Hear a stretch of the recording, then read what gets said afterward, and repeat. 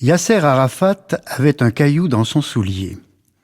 Ce matin-là, il avait sauté sur le tarmac dans un nuage de poussière soulevé par les pales de l'hélicoptère encore en mouvement. Le caillou était entré dans sa chaussure à ce moment. Au premier pas, il fit une grimace et se dit que la journée serait longue et pénible. Il allait négocier des accords de paix chez les Israéliens. Il savait qu'il n'y aurait sans doute pas beaucoup de répit avant tard, le soir, mais qu'il trouverait bien un petit moment dans la journée pour se débarrasser du caillou qui, somme toute, était le cadet de ses soucis. Mais voilà, le temps passait et la douleur était toujours présente. Il ne pouvait s'absenter tout au début de la séance de discussion, même pour quelques instants, sans offusquer les Israéliens. À la première pause, il pourrait s'esquiver et tout reviendrait dans l'ordre. Les discussions avançaient. Mais au moindre mouvement, le maudit caillou faisait souffrir Yasser Arafat. Il commença par bouger son pied pour faire glisser la pierre dans son soulier, sans grand succès.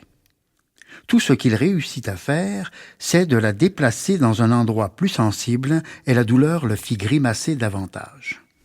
Préoccupé par son problème, il avait de plus en plus de difficultés à se concentrer sur la discussion et son esprit s'égarait.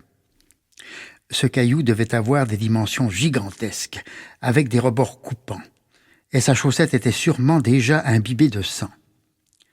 Allah sait si ces maudits Israéliens n'avaient pas tout organisé d'avance sur ce tarmac.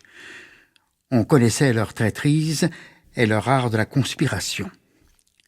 Le caillou était sans doute empoisonné.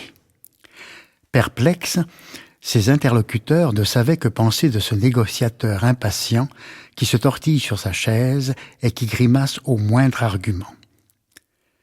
Ses collaborateurs étaient embarrassés. Lui qui avait déjà 1000 fois répété avec eux toutes les conditions auxquelles les Israéliens devaient se soumettre avant même de commencer à penser à un début d'amorce d'embryon d'esquisse de projet d'accord, le voilà qui se trémoussait sur son siège sans mot dire depuis des heures. Muet et pour ainsi dire absent.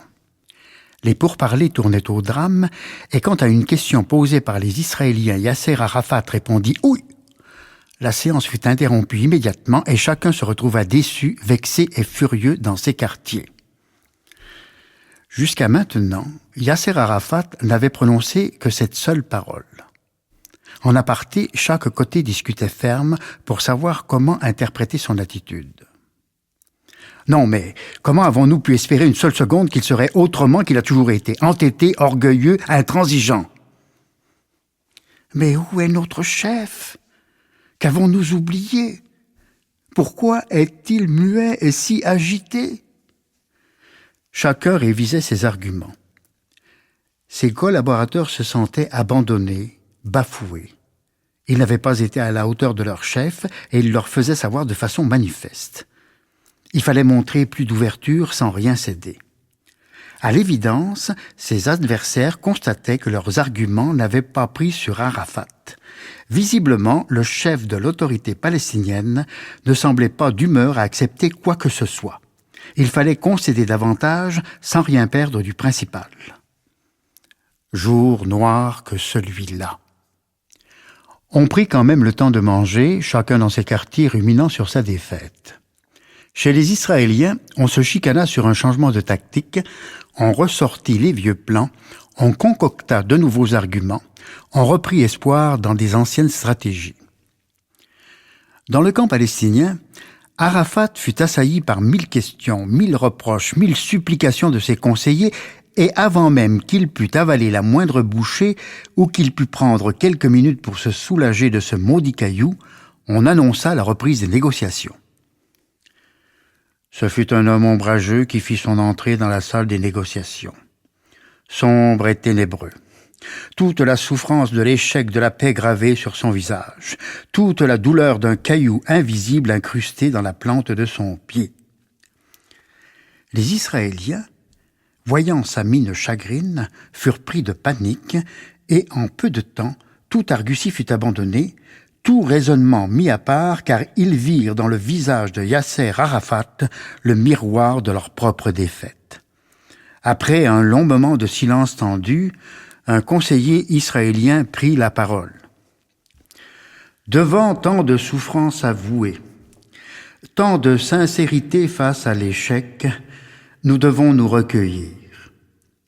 En présence d'un tel renoncement et d'une si grande humilité face à l'impossible, nous devons nous abandonner. Devant un aveu d'impuissance qui n'est rien d'autre que l'acceptation courageuse du destin, nous devons nous incliner. On signa des accords de paix avant le coucher du soleil et Yasser Arafat rentra chez lui. Pas tout à fait cependant. Aussitôt que l'hélicoptère survola le désert, Yasser Arafat ordonna au pilote de poser l'appareil. Tous connaissaient son besoin de prier dans le désert. On prit donc cet ordre pour un désir, et ainsi fut-il fait.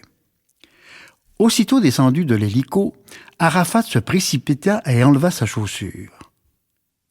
Il n'y trouva rien. Il n'y trouva pas de sang, pas de plaie sur son pied, à peine quelques rougeurs. Mais en fouillant sa chaussette, il finit bien par trouver un caillou minuscule, pas plus gros qu'un demi-pois. Ainsi ce n'était que ça. Arafat n'en revenait pas.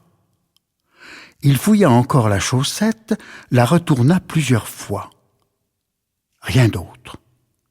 Il se mit à rire alors avec une telle intensité, une telle folie, une telle libération que ses gardes du corps s'approchèrent, médusés et inquiets.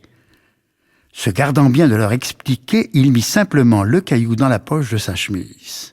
« Rentrons », dit-il avec un sourire énigmatique. « Rentrons, mes amis. » De retour chez lui, Yasser Arafat prit une petite boîte en carton, une toute petite et modeste boîte d'allumettes vides, et y déposa précieusement sa trouvaille. À partir de ce moment, il prit la décision de porter cette boîte sur lui en tout temps. « C'est une arme redoutable, » se dit-il en lui-même. « Allah m'en est témoin, plus redoutable que mon pistolet. » Dès lors, il prit l'habitude de glisser le caillou dans sa chaussette juste avant les rencontres diplomatiques, et pendant les années qui suivirent, son arme secrète lui fit connaître des succès inégalés. Les orangers fleurirent des dizaines de fois avant que Yasser, devenu très vieux, prit enfin un repos mérité, ayant survécu à bien des traquenards, bien des guet-apens et autres fourberies. Il passait dorénavant des heures heureuses en paix, à l'ombre des oliviers, en compagnie de vieux soldats et de fidèles compagnons. Il recevait occasionnellement d'anciens adversaires ou d'anciens ennemis devenus vieux comme lui, ayant perdu comme lui toute superbe et toute puissance. Ils buvaient ensemble du thé sucré et fumaient en silence, regardant l'ombre s'allonger sur les collines. Parfois un homme d'église lui rendait visite, ou un souverain, ou un président. Ce fut le cas quand le président des États-Unis d'Amérique vint le rencontrer le jour de ses 95 ans. Yasser n'avait rien changé à ses habitudes et fumait en silence sous son olivier préféré quand l'homme d'État arriva. Il n'y eut pas de cérémonie, pas de banquet, pas de discours. Juste une conversation entre un vieil homme et un jeune président. Le président était fraîchement élu. Il était fier, grand et fort, et noir. Le premier président noir de toute l'histoire des États-Unis d'Amérique.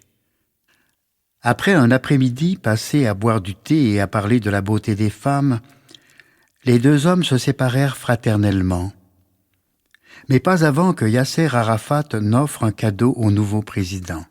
Il lui tendit une petite boîte en carton, une toute petite et modeste boîte d'allumettes, très vieille et très usagée. Il s'approcha du président, le prit à l'écart et le tint embrassé en lui parlant à l'oreille pendant de longues minutes.